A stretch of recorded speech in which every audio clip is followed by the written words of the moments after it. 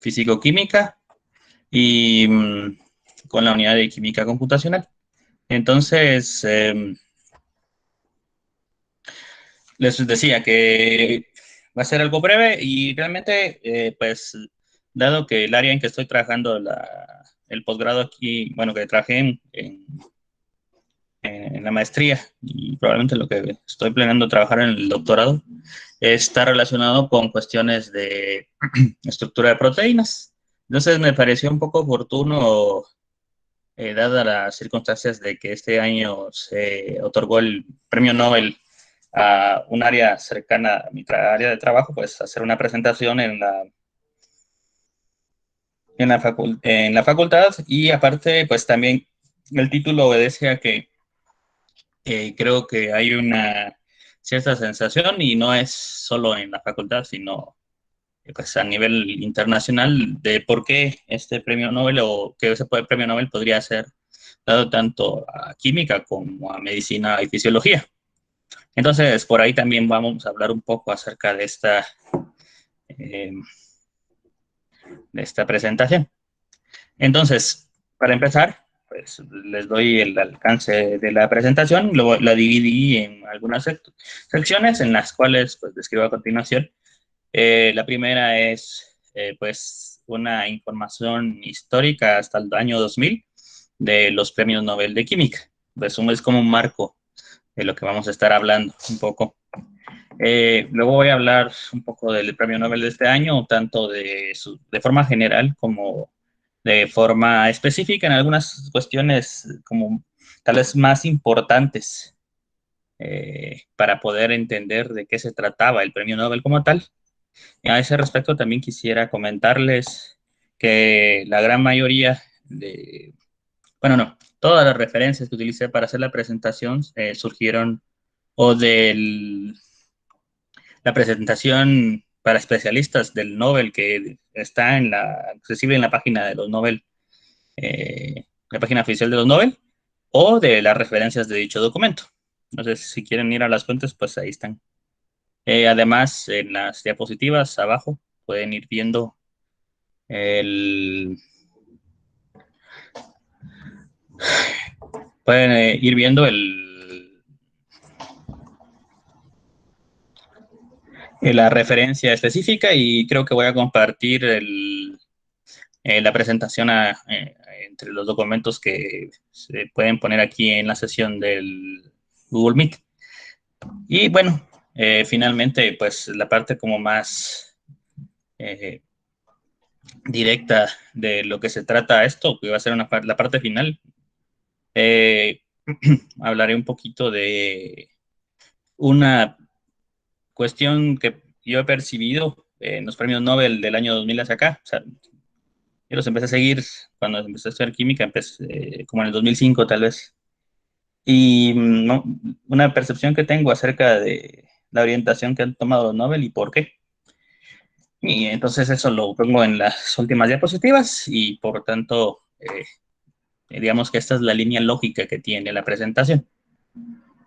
Entonces, primero, la página oficial, casi todas las cuestiones que voy a presentar a continuación están relacionadas con la información que está en la página oficial de los premios Nobel. Y en esta presentación, en la parte de nominación, pues habla un poco de el alcance, por decirlo así, de que tiene el Premio Nobel de Química. Y pues habla de la química como una ciencia central, en el estilo de la que hablaba, por ejemplo, el libro de Chang, que se utiliza para química general, que es que se refiere a que es central en cuanto a que está eh, intermediando entre áreas que son bastante más abstractas, como es la física, inclusive la matemática, o la biología del otro lado. Y digamos, como les mencionaba en la página del Nobel, pues menciona que en cuanto a la parte física, pues le da su fundamento teórico a la química, entonces es un antecedente de la misma. Y en cuanto a la parte biológica, pues habla que en los sistemas de los organismos vivos son los que tienen la química más compleja.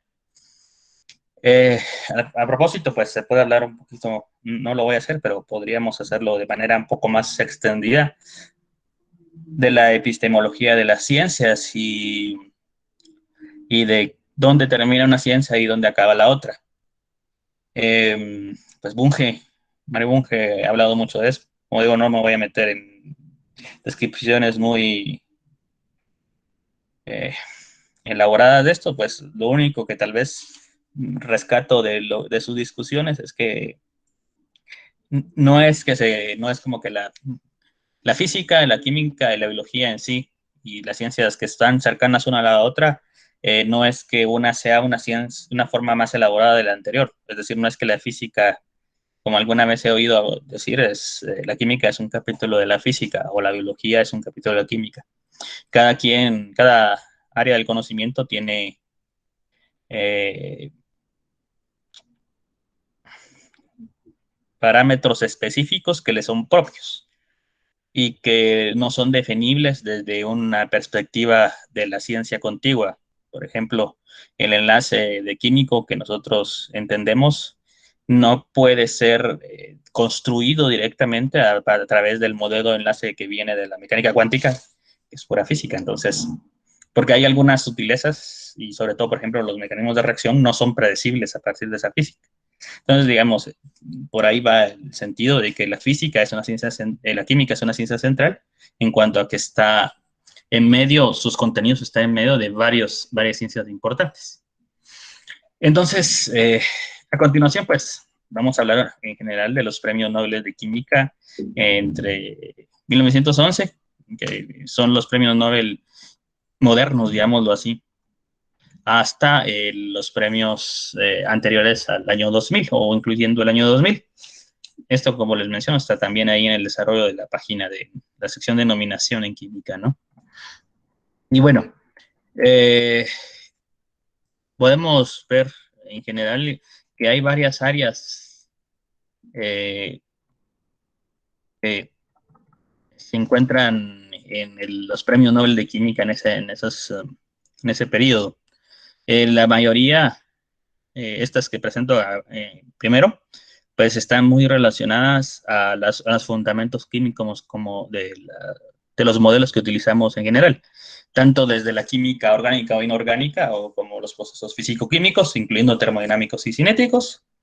Y aunque no está incluido, digamos, directamente, pues eso hace también eh, una englobación de cómo en conocer la estructura química.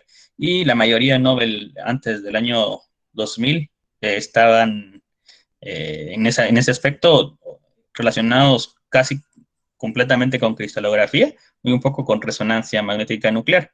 Aquí pongo microscopía electrónica porque la técnica se desarrolló anterior al año 2000, aunque el Nobel en esa técnica fue otorgado ya después del 2000. Y luego tenemos las áreas de orgánica. Eh, mencionaba también la página esta del Nobel, que pues el área de orgánica en ese periodo fue una de las áreas más premiadas. Y decía que es normal o natural dada la versatilidad del carbono y tanto como para estudiar sus fundamentos como para diseñar nuevas moléculas o la química de productos naturales que está asociado directamente a la química del carbono, ¿no?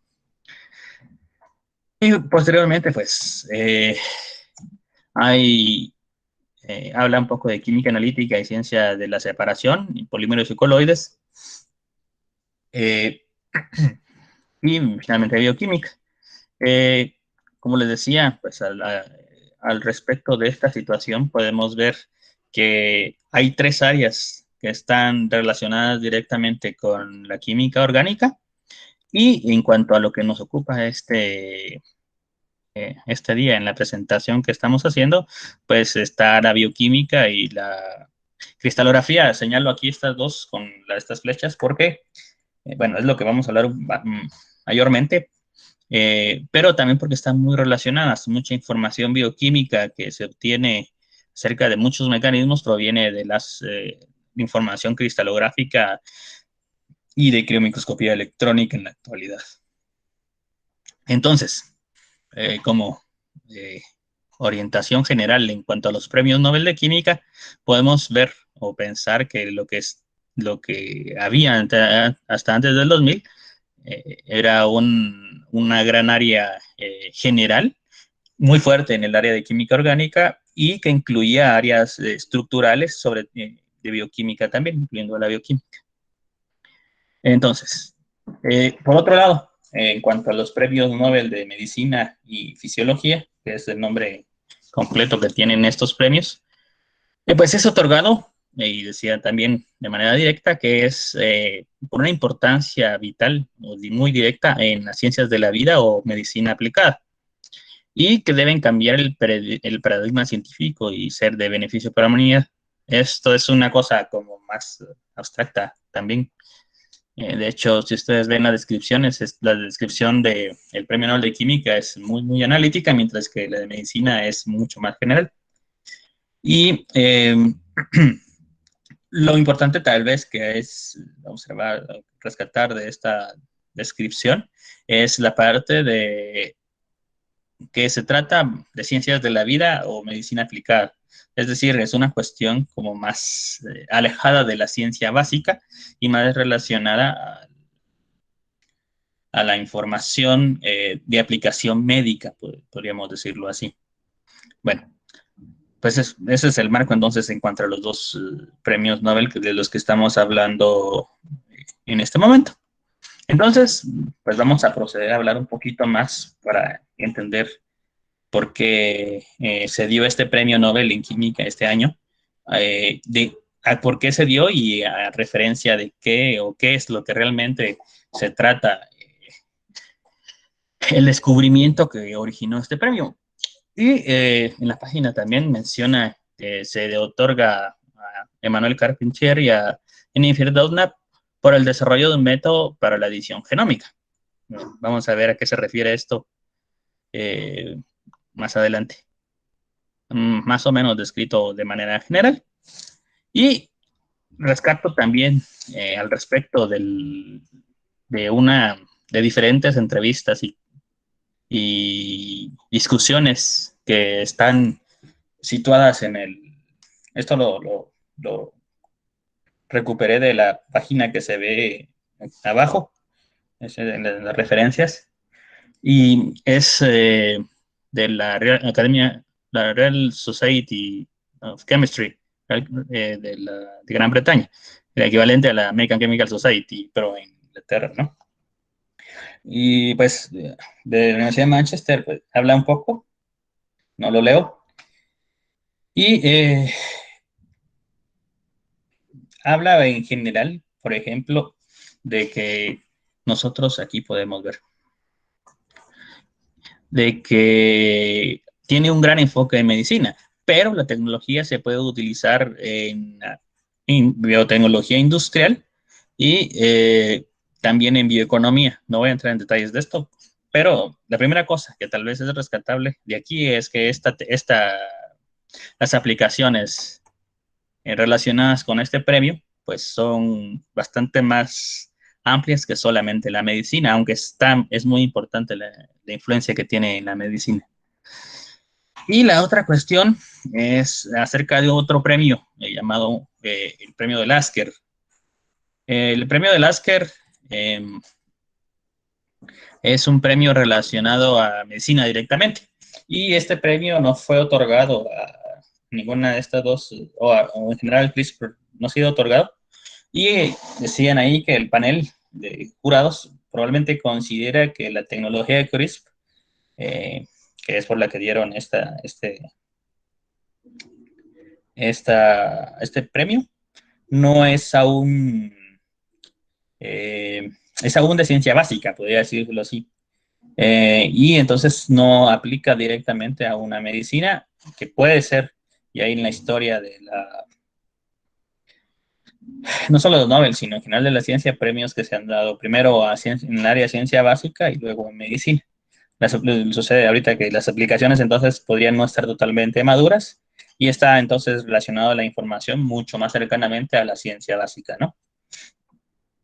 Entonces, pues para poder entender realmente qué están haciendo y cómo están trabajando esto, nos vamos a hablar rápidamente de qué se trata como tal, la descripción de lo que es, por la que se otorgó el premio Nobel eh, a, esta, a esta área. Y bueno, para eso vamos a utilizar este esquema.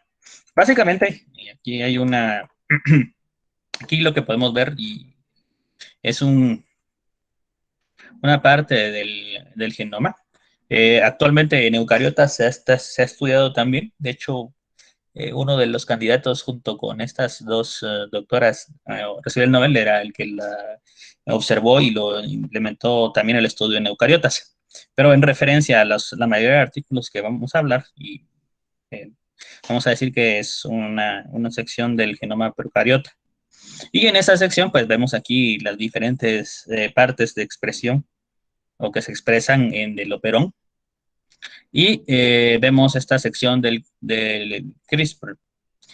No voy a entrar en detalles mucho de qué es cada cosa, solo digamos, veamos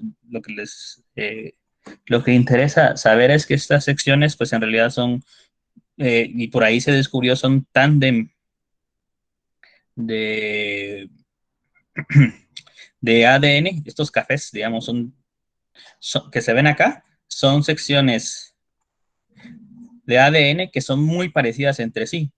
Por eso lo descubrieron, porque cuando se estaba estudiando secciones de los genes, se observaba que habían secciones repetidas tenían un espaciador. Es decir, tenía una sección que tenía unas, un, unas ay, una estructura similar, una bases de nitrogenadas, perdón, se fue el nombre en español. eh, una secuencia de bases nitrogenadas muy similar, o sea, establecida aquí, por ejemplo, un espaciador y otra que se le parecía mucho, y otro espaciador y otro que se le parecía mucho. Entonces, a partir de esto, se buscó la razón de que esto ocurriera. Y lo que se observó es que, por ejemplo, en este caso se observa la infección en esta parte de un virus en una bacteria. Está estudiado sobre todo en Piógenes, pero podría ser coli o alguna otro modelo adecuado. Entonces es una infección y en la cual se expresa estas proteínas Cas1 y Cas2 y que a la expresión de esto, o sea, parte de la respuesta inmunológica es la copia o la obtención de una copia del ADN, de alguna parte del ADN de este virus y su posterior inserción como espaciador en este arreglo de secuencias de bases nitrogenadas.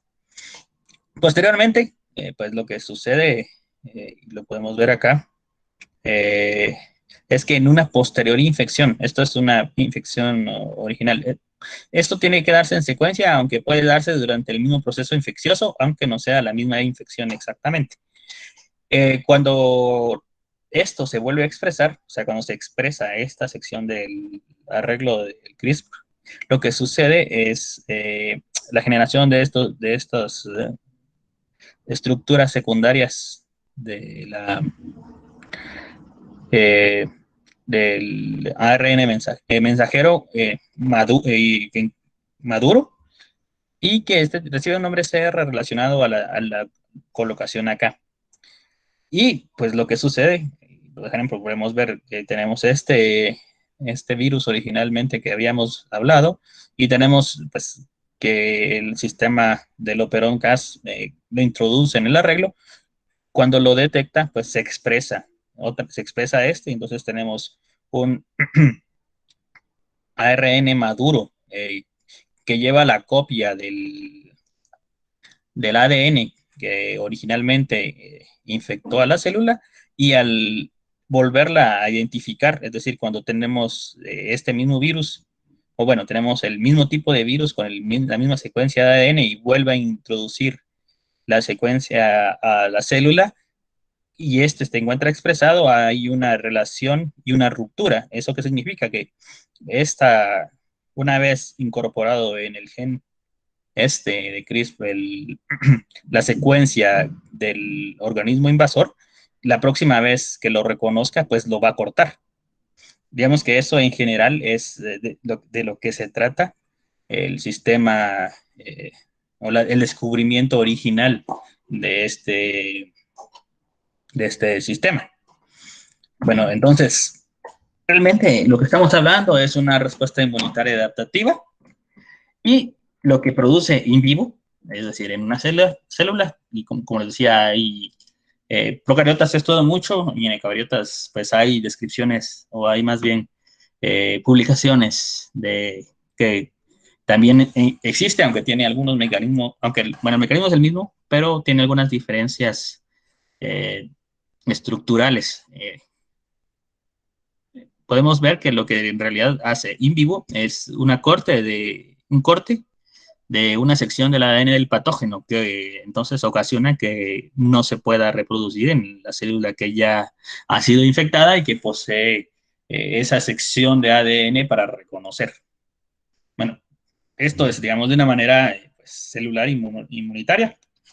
Y bueno, en este momento pues parece mucho más orientado a cuestiones clínicas, ¿no?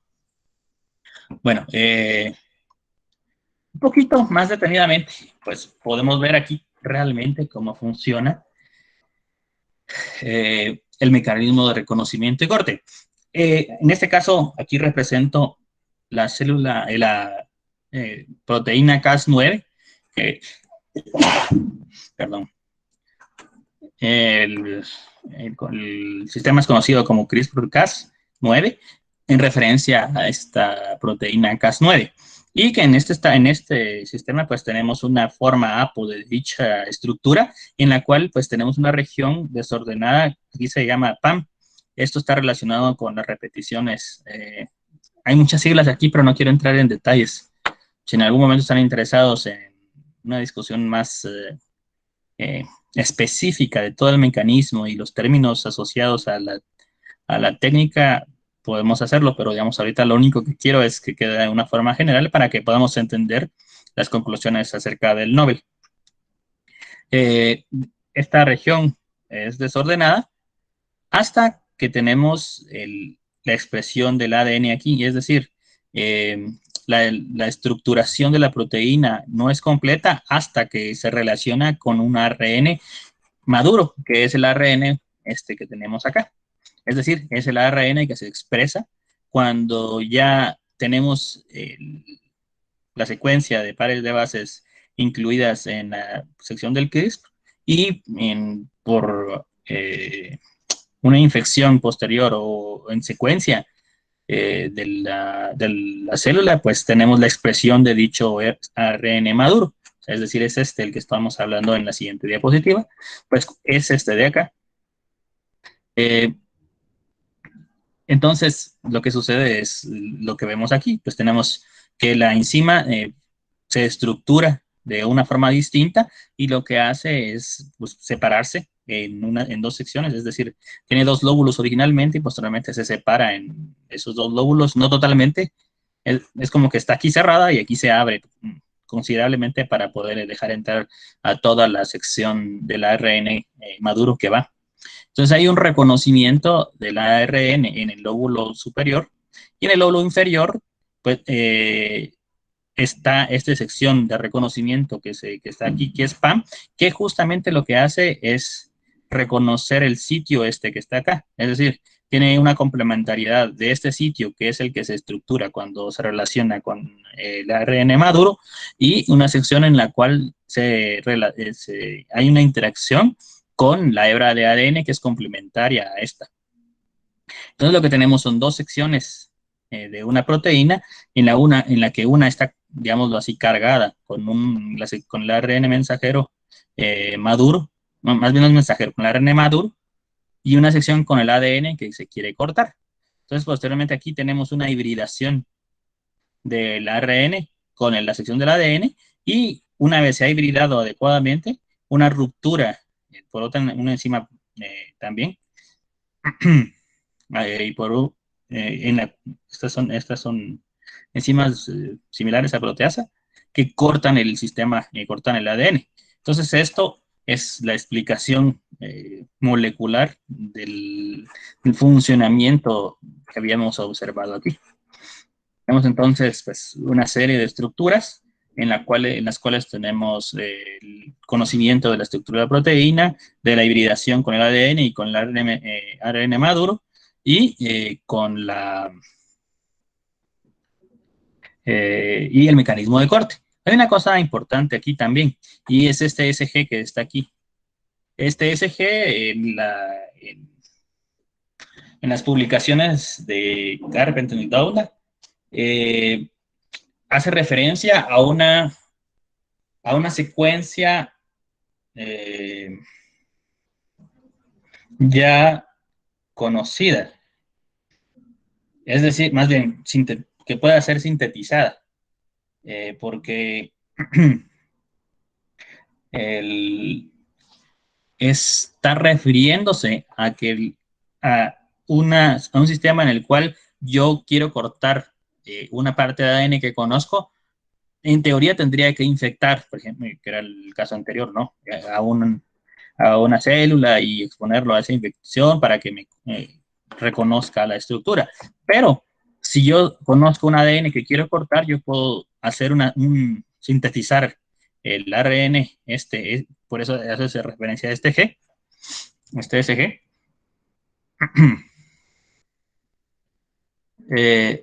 Y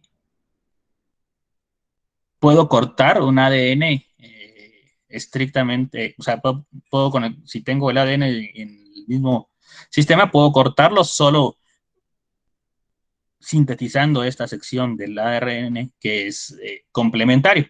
Entonces esto hace un sistema que en realidad lo único que necesito y al final es lo que debo buscar es la Cas9. Porque entonces ya puedo hacer la ruptura a mi antojo. Entonces deja de ser un proceso celular inmunitario y se convierte en un sistema eh, eh, biotecnológico, porque entonces yo puedo editar ADN a mi antojo. Digamos, es evidente que tiene sus limitaciones y hay muchas cosas técnicas asociadas, pero conceptualmente lo que esto me permite entonces es sintetizar sistemas. O sea, si yo conozco un ADN y quiero modificarlo, pues ha sido siempre muy complicado. Esto me a, permite solo sintetizar este ARN complementario y cortar lo que yo quiero. Y posteriormente, entonces, ya obtengo los cortes y, digamos, cuando esto se libera, yo lo puedo volver a pegar y ya sin el gen que estaba expresándose aquí. Entonces, esto, pues, por eso se le denominó o se le denomina esta técnica una técnica de tijeras moleculares, porque está justamente completamente asociado a la presencia al corte exacto de una secuencia en una longitud específica. Entonces, vamos a hablar, y lo voy a hacer también muy brevemente, no es mi intención eh, ahorita hablar mucho de cuestiones técnicas, pero tenemos que decir un poco acerca de cómo se obtuvo la información del mecanismo que acabo de hablar. Voy a hablar de dos artículos principalmente. Estos artículos están relacionados justamente a cuestiones muy, muy importantes de la explicación eh, del Nobel actual. Y por lo tanto, si ustedes quieren leer artículos y darse una idea sin tener que leer un cuerpo grande, pues son estos dos artículos que voy a presentar en estas dos diapositivas. Y es que aquí podemos ver más o menos qué hicieron también en los experimentos. En el experimento del lado izquierdo, estas son dos paneles de este artículo. Se ve estas dos figuras, una figura inferior con un gel, en este caso, como estamos hablando de nucleótidos, es un gel de agarosa, y vemos información acerca de la complementariedad o no complementariedad, y aquí vemos una estructura asociada. Y lo que pasa en realidad es que lo que se hizo para proponer los mecanismos de apareamiento y de completación, es decir, no la parte estructural, sino eh, qué ARN era el que se estaba involucrando y cuáles eran las secciones de los genes involucrados, pues es esta, en la cual yo puedo ver, lo que hago básicamente es hacer varias pruebas con diferentes combinaciones. Es decir, por ejemplo, aquí, si está o no está, en este experimento no está la Cas9, no está este tipo de ARN, este otro ARN que se ha demostrado que es sumamente importante y es el que se expresa en lugar del SG, que es el que yo sinteticé originalmente. Es este el que se expresa en la naturaleza. Y tengo varios tipos de ARN de la sección que habíamos incluido acá. Entonces, lo que se trata de este experimento es justamente, bueno, en estos experimentos tengo, no le puse nada a esto, en este solo le puse esto y así sucesivamente. Y aquí tengo diferentes geles. Entonces, aquí lo que vemos es dónde hay un corte y si vemos, tal vez lo más importante es ver que aquí eh, tengo uno pequeñito que también se ve aquí, pero se ve en tres bandas. Y bueno, lo que estoy viendo realmente es el corte de la sección que yo le puse complementaria acá, para no hacerlo muy complejo la explicación. Es lo que me permite ver este gel, que esta banda se encuentra aquí, significa que en estas condiciones es cuando yo obtengo el corte. ¿Y qué significa esto a nivel molecular? Pues que tengo el protospacer, que es la sección que estaba coloreada del ARN originalmente en el ADN, y tengo diferentes, la copia y la copia complementaria. Entonces, significa que el corte se da aquí, básicamente, esto de aquí se da aquí, cuando yo tengo este arreglo estructural o más bien estas complementariedades entre las diferentes secuencias de ARN. Basándose en esto, pues lo que hicieron fue sintetizar eh, estructuras quiméricas, es decir, no utilizar la expresión del compuesto, perdón, del ARN que está arriba, se llama esto, es decir, está antes del gen o del CRISPR como tal. Y en lugar de expresar esto, pues sintetizaron ARN quimérico con la información que tenían de la complementariedad de acá. Y entonces eso me permite pues, hacer el mismo experimento y lo que hago en lugar de hacer toda la secuencia que está acá es solo copiar estas secciones. Entonces lo que significa es que si yo le doy esta sección, eh, pues me hace el corte, evidentemente, que es lo que habíamos estado discutiendo y por eso me da este de 20 nucleótidos, que fue el que yo le metí aquí, que es el que se ve acá. En realidad lo que está haciendo es esta parte que estábamos viendo acá, ¿no? Y pues, lo que significa, lo que me importa entonces en esta diapositiva es ver que las técnicas básicas que yo utilicé, pues es secuenciación, que tengo que conocer acá, algunas enzimas de restricción y sobre todo hibridación y posterior geles de agarosa, es decir, son técnicas de electroforesis estándar, por decirlo de alguna manera. Bueno, entonces, primera técnica, técnicas de electroforesis. La segunda, a nivel estructural, para conocer el mecanismo de ruptura y cuáles son los lóbulos y cómo está involucrada la información de la ruptura y la hibridización del ARN con la hebra de ADN, pues lo tengo en esta imagen. Ya tenemos aquí la forma en que estos dos, los PAM, que son los de colores, se están colocando dentro de la CAS. Y tengo aquí la estructura, si lo vemos aquí, vemos los grupos fosfatos y los bases. Y aquí tengo la estructura de la proteína, ¿no? Y bueno, ya de manera combinada, pues tengo las diferentes secciones que hablé anteriormente y puedo explicar, por ejemplo, aquí se ve la hebra de ARN de 5' a 3' eh, embebida en la proteína. Entonces, pues así es como logré establecer, o cómo se logra establecer la información de cómo está hibridizado aquí el sistema. Bueno, ¿cómo se obtuvo? Esta estructura, pues lo que hice fue hacer, aquí hay algunos análisis bioquímicos asociados a la estructura, no voy a hablar mucho, Y si nos damos cuenta, lo que hice fue, la información necesaria para obtener estructura fueron estas dos cosas. LC masas masas, esto es para hacer la parte de secuenciación, y si lo vemos aquí, diffraction data, dice aquí diffraction data, está relacionado justamente a una difracción en un sincrotrón.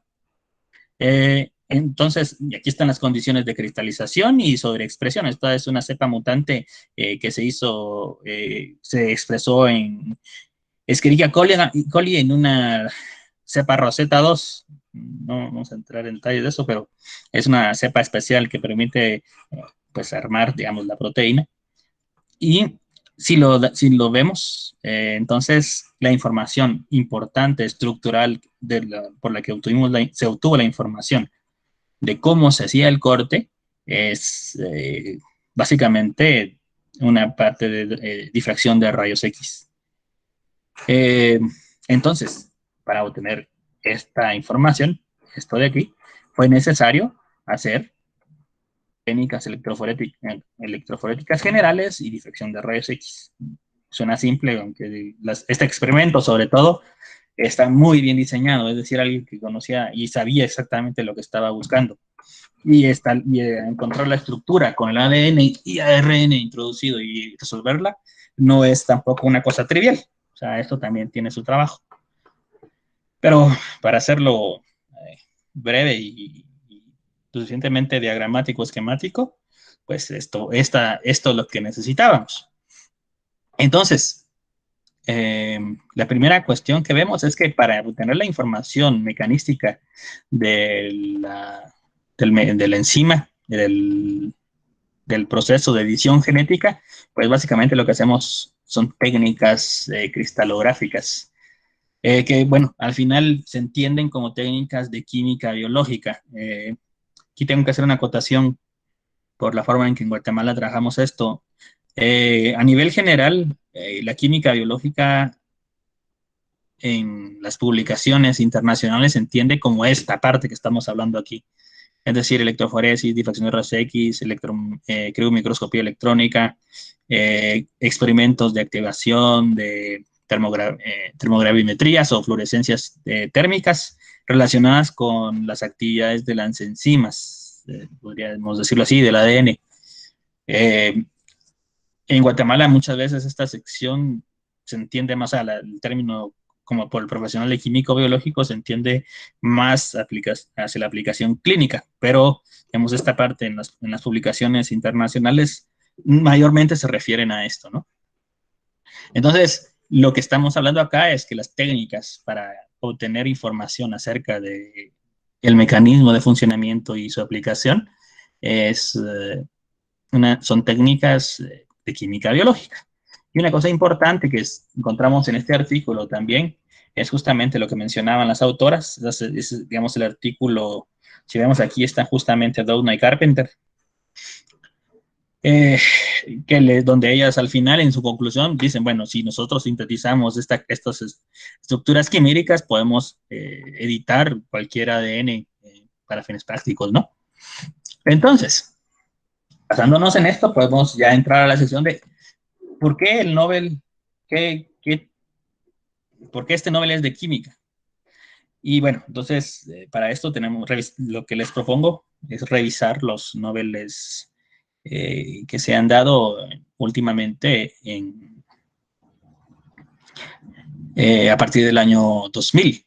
En esta sección tengo los de 2020-2011 en medicina y en este caso, pues, por ejemplo, tenemos el de este año fue el virus de la hepatitis C, la disponibilidad de oxígeno, el papel del sistema inmune en la regulación del cáncer, eh, y así diferentes cuestiones que están en general relacionadas muy directamente a la fisiología celular. Y aquí pongo una flechita que es descubrimientos de mecanismos oculares que controlan el ritmo circadiano, porque este sí es un mecanismo molecular. En la sección entre 2000 y 2010, vemos también que hay varias técnicas y métodos descubiertos asociados como la fecundación in vitro o la regulación en el desarrollo de órganos y la apoptosis. Y aquí, pues, podríamos decir que estos tres están relacionados de alguna forma con cuestiones estructurales, ¿no? Es decir, con moléculas directamente, y las demás, pues, están más relacionadas con cuestiones de células o inclusive la forma de obtener organismos, ¿no? Y en comparación con los de química, podemos ver en los de química que, bueno, este es el que nos interesa este año, que es que hemos visto que es el de edición genética y el que estuvimos discutiendo, pero, por ejemplo, en el 2017 se dio por la técnica de quiromicroscopía electrónica que nos permite conocer la estructura de complejos moleculares de manera más simple que la difracción de rayos X. En este caso, en 2015, por estudios mecanicistas de la reparación de ADN, y aquí también en el 2012, por ejemplo, de los receptores acoplados a proteína G. Si lo vemos también en la sección entre 2000 y 2010, tenemos información acerca de la estructura y función del ribosoma. Esto es una leyenda en el área de difracción de rayos X. Y también está una de las ganadoras de ese año, fue Ada Yonath, la premio Nobel que la del Valle llevó en el 2017 a Guatemala. Por ejemplo, el descubrimiento y desarrollo de la proteína verde fluorescente, la transcripción de eucariontes, la agregación de ubiquitina, los canales de membranas, y esto que está relacionado con estudios ómicos de masas y RMN. Por ejemplo, esto, si no estoy mal, lo expuso María Fernanda Girard en el congreso que recién pasó en octubre. Entonces, si vemos entre 2000 y 2020, tenemos, pues, así someramente, aquí 4 en los últimos 10 años y 6 más 4, 10 en los últimos 20 años, premios Nobel que están asociados a cuestiones moleculares que están al final involucradas en cuestiones celulares o de mecanismos, sobre todo de estructura de proteínas, de ADN o ARN. Ahora la pregunta es, ¿por qué? O sea, ¿qué hizo que de repente se moviera o, digamos, eh, lo que los premios Nobel que durante el siglo XX fueron más básicamente dados en cuestiones más básicas y cercanas a la química que, digamos, trabajamos en Guatemala en los últimos 20 años, sean mucho más cercanos a las áreas de límite de la biología, ¿no? Pues, es decir, tenemos 10 Nobel que no lo son, pero esos 10 Nobel se reparten entre las demás secciones, ¿no? Y bueno, hay varias cosas. Primero es porque esta lógica molecular de la vida, pues no solo está en cuanto a a las partes de aplicaciones o técnicas, sino también a los mecanismos. Y era lo que mencionaba en varias diapositivas anteriores, ¿no? Que este es un mecanismo molecular directo, y si vemos las diferencias entre los Nobel de medicina y química, básicamente están entonces relacionados a las técnicas. Las técnicas que hemos estado discutiendo son técnicas muy cercanas a los conceptos desarrollados justamente en química, que son las cuestiones justamente de movilidad electroforética. Eh, en mi tesis de maestría, de hecho, hablo no de movilidad electroforética, pero sí de algunas mediciones de difusión de proteínas en presencia de contraiones como aditivos en solución, y los sistemas se modifican considerablemente. Y, digamos, es parte de esta información electroforética, si lo quieren ver de cierta forma, que sería más bien electrodinámica en solución, eh, lo que está relacionado con las técnicas, por ejemplo, de gel de agarosa o gel de acrilamida. Y las técnicas estructurales están muy cercanas a cuestiones de microscopía electrónica, criomicroscopía electrónica y difracción de rayos X. Entonces, la química, los términos de química están basándose mucho más en estas cuestiones de la técnica, origen de la técnica, que por ejemplo, si ustedes revisan Premio Nobel de Medicina no son tan cercanos a cuestiones estructurales técnicas estructurales más bien, sino celulares o inclusive a nivel histológico o de organismos. Entonces, digamos que desde un punto de vista eh, meramente epistemológico, lo que lo divide desde la observación que hemos visto son las técnicas. Ahora bien, yo tengo un par de opiniones al respecto de por qué esto ha cambiado tanto. Y la primera es que a partir del 2000, si ustedes tienen memoria de ese tiempo, en el 2000 de hecho salió así en las noticias y yo me acuerdo que en ese tiempo recién tenía algunos canales de noticias de Estados Unidos, se presentó los avances del proyecto del genoma humano. Eh, y en 2003 se publicó la secuencia completa del genoma. Esto creo yo que tiene mucho que ver con este movimiento en la premiación de los Nobel. Y lo que sucede es que eso permitió la conversión de mecanismos y también la potencialización de las aplicaciones. Además de que hubo un avance considerable en las técnicas de, perdón, de estas técnicas que estábamos hablando de química biológica. Entonces, lo que significa finalmente, desde mi perspectiva, es que hubo un crecimiento exponencial. De hecho, si ustedes ven las estructuras, si ustedes van a las estadísticas del Protein Data Bank, que es donde se depositan las estructuras tridimensionales de las proteínas, a partir del 2002, aproximadamente 2000, de estos años, se ve que el crecimiento es exponencial, es decir, se ve prácticamente una curva exponencial, mientras que y eso significa realmente que hubo un cambio tanto en los paradigmas como en las técnicas, ¿no? Entonces eso hace que la integración de toda esta información pues haya profundizado y generado en 10 años, o sea, de los finales de los 90 a principios del 2000, un crecimiento muy grande en todas estas áreas y que tiene aplicaciones muy amplias. Podríamos hablar, por ejemplo, de los temas Nobel, pero como discutíamos en su momento acerca de orgánica como tal, hay muchas cosas, por ejemplo, que en teoría podríamos hacer y que en lugar de hacerla de una manera, digamos, in vitro totalmente, se puede hacer hibridizado con una técnica en vivo o con una enzima o o por ejemplo, en este caso, por ejemplo, podemos obtener estructuras a expresar de una manera directa con una enzima, ¿no? Entonces eso tiene mucha relación con la forma en que está percibiendo el Comité del Nobel los avances en el área. Y la otra cosa es un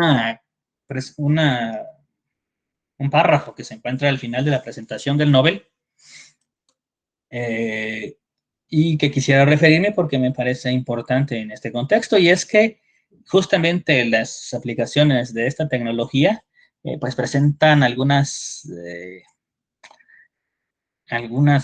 cuestiones éticas y sociales, porque o sea, el avance de manipulación genética, por un lado, y de aplicación a organismos, por otro, por parte de las eh, grandes potencias o inclusive de las grandes empresas, puede llevar a cierta forma de eugenesia a nivel humano o a inclusive algunos cambios innecesarios, inadecuados o riesgosos a nivel orgánico, aunque no humano, ¿no? O sea, aquí hay que ver algunas cosas acerca de los transgénicos. O sea, esto no es un transgénico, es una tecnología que es muchísimo más potente, ¿no? Entonces eso también hay que verlo desde un punto de vista pues ético y es algo que menciona el mismo comité del Nobel cuando hace esta exposición. Eh, entonces, por mi parte, eso es todo. Eh, no sé si alguien quisiera comentar o preguntar algo por el estilo.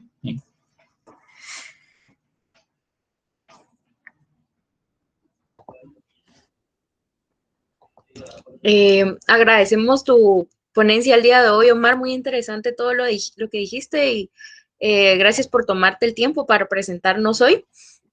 No sé si alguno de los participantes tiene alguna duda que quiera comentar algo, puede activar su micrófono, oye que en el chat no tenemos por el momento ninguna duda.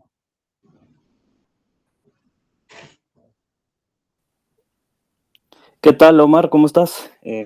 Gusto saludarte. Hola, José. Pues no, yo nada más pues decir tal vez un aporte, que es lo que yo pienso, por el cual está ligado. Pues yo pienso que también está muy ligado por las herramientas que se utilizan para llevar a cabo esos descubrimientos. Por ejemplo, como vos lo comentaste, Sada Jonan en el 2009 con la difracción de proteínas. Entonces, pues, bueno, difracción de rayos X para determinar proteínas, ¿verdad? Entonces también, pues, ahorita con estas técnicas, por ejemplo, para la extracción del ADN, que se utiliza prácticamente una columna de cromatografía en esos kits que uno ya tiene, utilizas el pKa para pues quitarle esa carga al grupo fosfato y que se queda remanente en la sílica. Entonces las técnicas ligadas son muy con base a la química, ¿verdad? Entonces, pues como siempre se tienen esas raíces y de la química para estar llegando a todos esos descubrimientos que están bastante ligados pues al desarrollo humano y de la medicina, entonces es pues lo que yo siento, ¿verdad?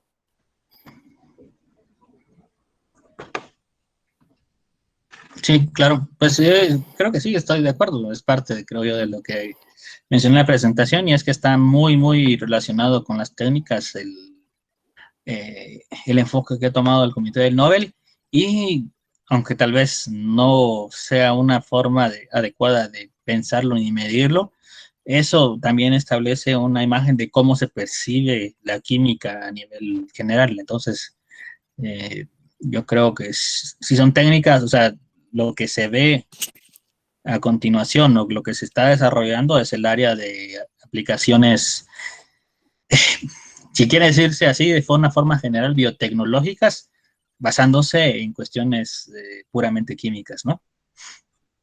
Sí, exacto.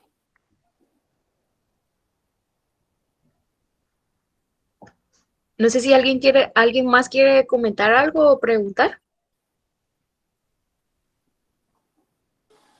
Buenas tardes. ¿Qué tal, Omar? ¿Cómo estás? Hola, Eric. Gusto de saludarte. Buenas tardes a todos. Yo, más que preguntarte algo, era un comentario. Eh, para tomar la decisión de premiar a este trabajo, a estas personas, pues esa decisión la toma el comité, ¿verdad? De los premios Nobel. Si no estoy mal, son 18 personas las que conforman este comité. Y eh, pues la única manera de que uno de esos miembros sea sustituido por otro es porque se muera o porque renuncie, ¿verdad? Entonces creo que pues de alguna manera esto condiciona eh, los premios EOS obviamente tienen asesoría, tienen personas que los asesoran, perdón. Eh, y pues se manejan diferentes tipos de influencias ahí, ¿verdad? Como en todo.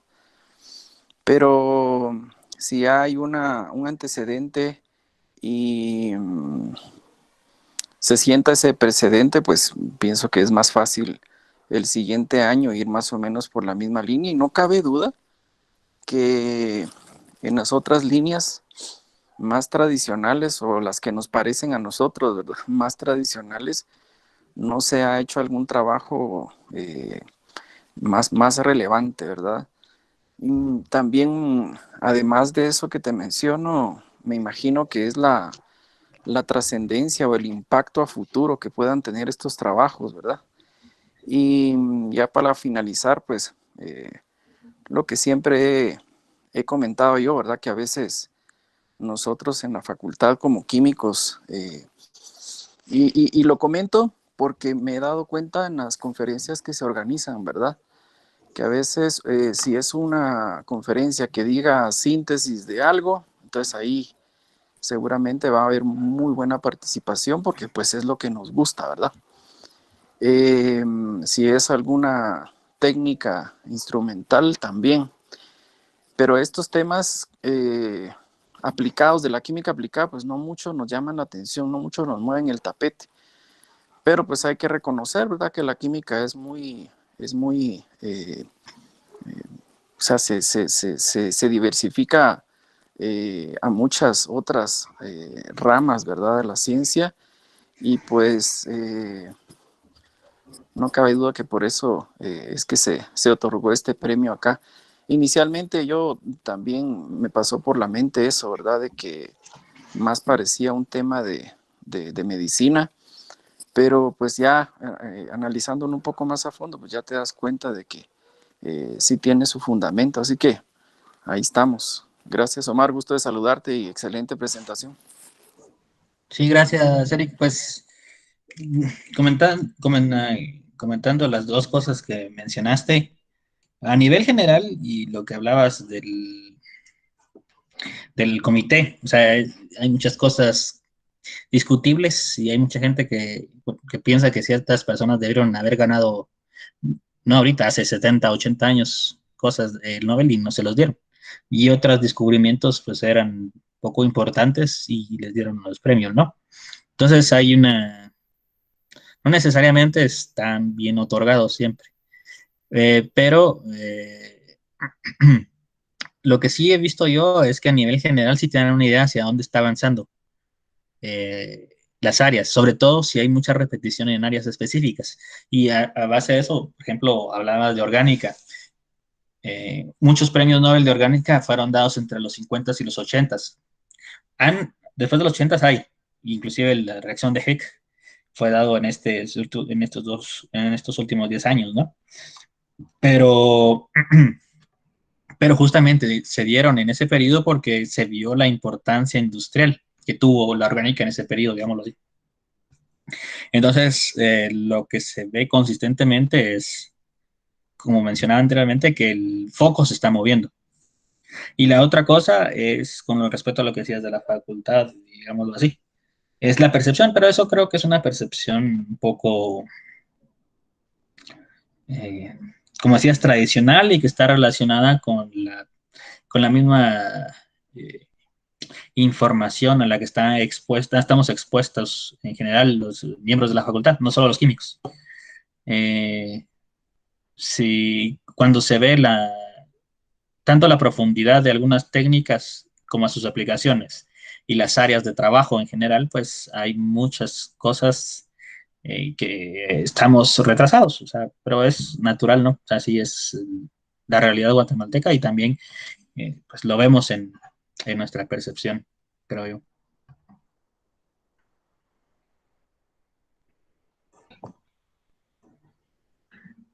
Bueno, gracias, Omar. De verdad, no sé si alguien más tiene alguna pregunta, si no, pues damos por finalizado esto justo a tiempo. Entonces, pues nuevamente te Nadie queremos tiene, agradecer. permítame, Sí, nadie va a preguntar nada más.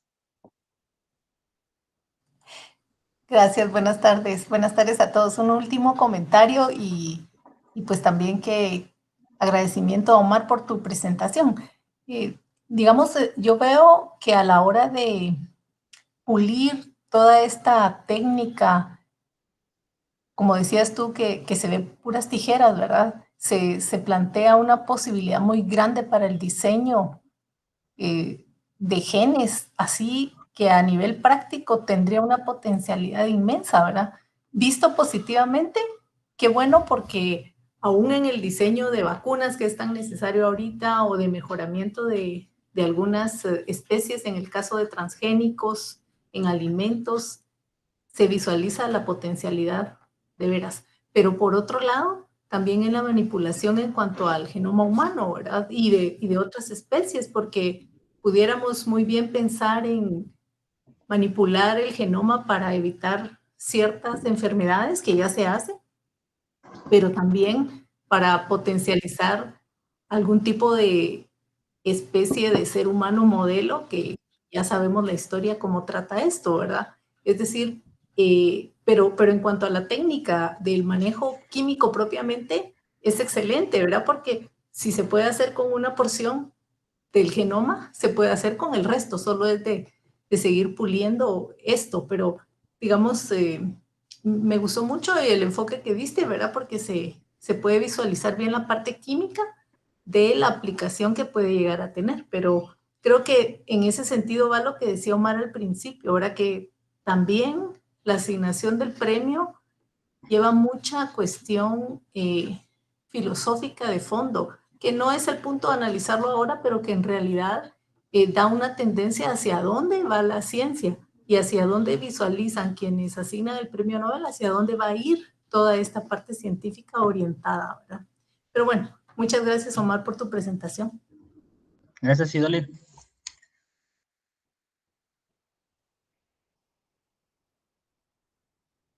No se te oye, Amanda. Perdón. Bueno, no sé si alguien más quisiera dar algún comentario, alguna duda.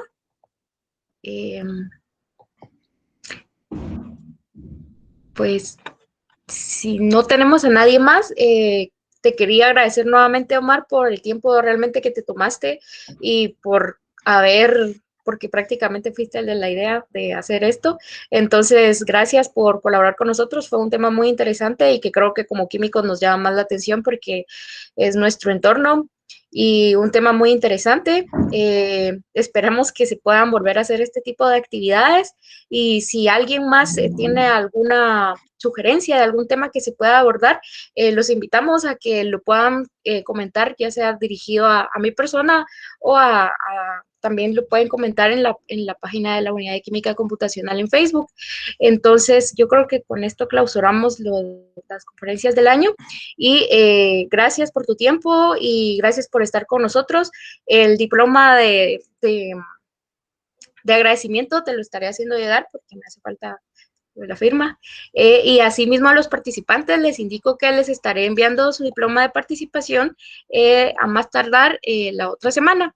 Y les agradezco por estar acá y les deseo también una feliz tarde y un feliz fin de semana. Muchas gracias. Bueno, gracias, hasta luego. Nos vemos.